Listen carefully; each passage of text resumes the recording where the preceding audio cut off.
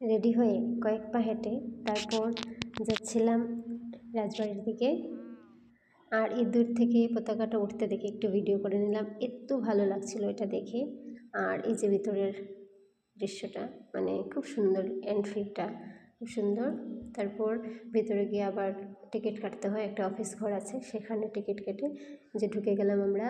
আর বাইরের আউটলুকটা এত সুন্দর, এই যে মানে ঢুকেই আমি ভিডিও করলাম, এত সুন্দর লাগছিল। তারপর হেঁটে হেঁটে চারপাশটা ঘুরলাম।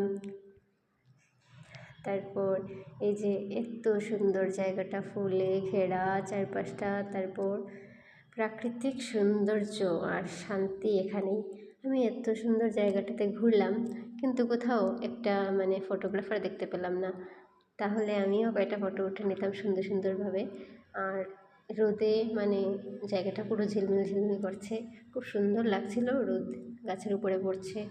আর আমরা গিয়েছিলাম দুপুরবেলা, তখন 1টা-2টো বাজে। তখন খুব সুন্দর এই জায়গাটা দেখতে লাগছিল। আর চারপাশটা তো দেখতেই পাচ্ছেন এত সুন্দর। আর দুদিকে 2টা পুকুর আছে, বড় বড় পুকুর, যেখানে রাজা যখন থাকতেন তখন হয়তো এখানে স্নান করতেন।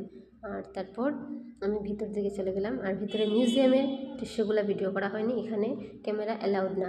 আর এই যে সূর্যটা দেখা যাচ্ছে খুব সুন্দর।